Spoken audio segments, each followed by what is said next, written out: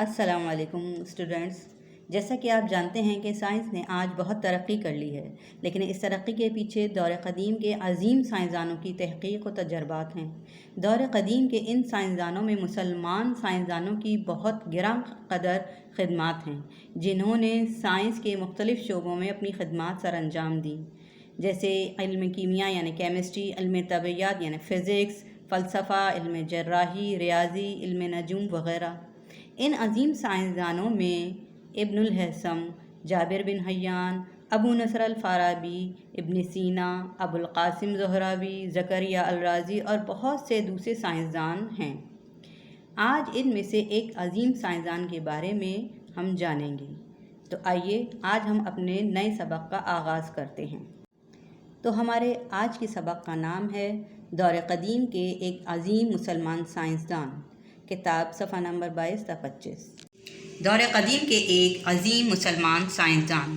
اس میں کوئی شک نہیں کہ ماضی میں مسلمان سائنسدانوں، طبیبوں، حکیموں اور دانشوروں نے اپنے اپنے شعبوں میں ایسے گراں قدر کارنامے سر انجام دیے کہ نہ صرف مسلمانوں نے بلکہ غیر مسلموں نے بھی ان سے خوب استفادہ کیا۔ ابن سینا ایک ایسے ہی مسلمان فلسفی، طبیب اور دانشور تھے جنہوں نے طب کی کئی ایسی کتابیں تصنیف کیں جن سے یورپی طبیبوں اور دانشوروں نے بڑی رہنمائی حاصل کی۔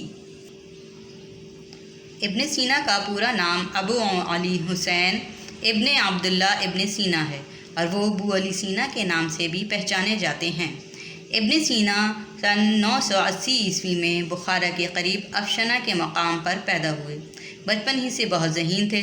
یوں جب ان کی عمر صرف 10 سال تھی انہوں نے قرآن مجید اور دیگر کئی کتب پڑھ لی تھیں۔ عمر بڑھنے کے ساتھ ساتھ انہیں فلسفے سے دلچسپی پیدا ہوتی چلی گئی۔ اس سلسلے میں انہوں نے یونانی کتابوں کا مطالعہ کیا۔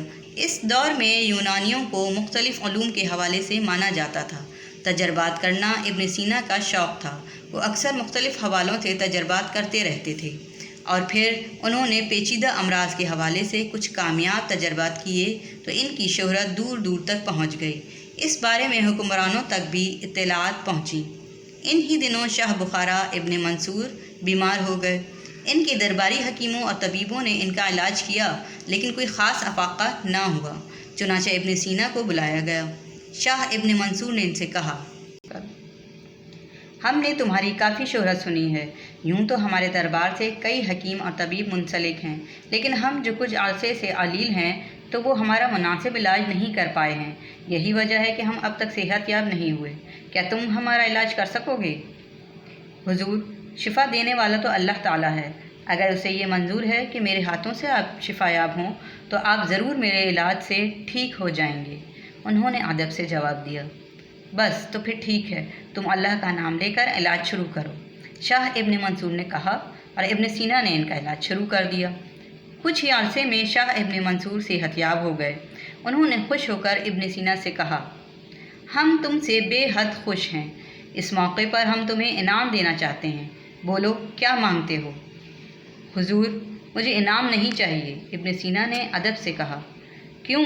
ابن منصور کو حیرت ہوئی۔ میں یہ چاہتا ہوں کہ آپ مجھے اپنے شاہی کتب خانے میں آنے جانے کی اجازت مرحمت فرمائیں۔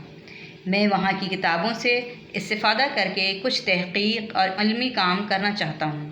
انہوں نے جواب دیا، سبحان اللہ، ابن منصور ان کی بات سے خوش ہوئے۔ تمہیں آج سے ہی شاہی کتب خانے میں جانے کی اجازت دی جاتی ہے۔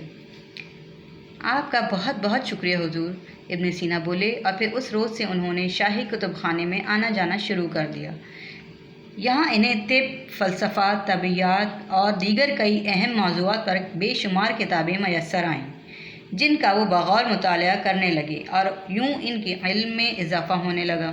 اسی مطالعے کے سبب انہوں نے کئی گراں قدر کتابیں تصنیف کیں۔ ان ہی دنوں بخارا میں سیاسی حالت خراب ہو گئے۔ ابن سینا ایک محقق، فلسفی اور طبیب تھے۔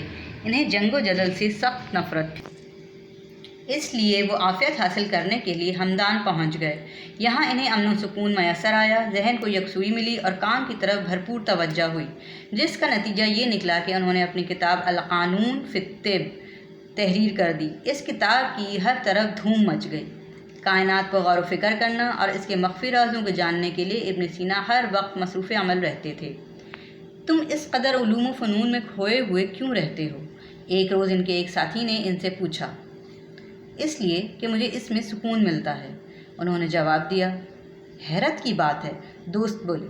عام لوگ اگر زیادہ دیر مطالعہ کریں تو وہ اکتاہٹ اور ذہنی دباؤ کا شکار ہو جاتے ہیں، جبکہ تم ہر وقت مطالعے اور حصول علم میں مصروف رہنے کے بعد بھی اکتاہٹ کا شکار نہیں ہوتے۔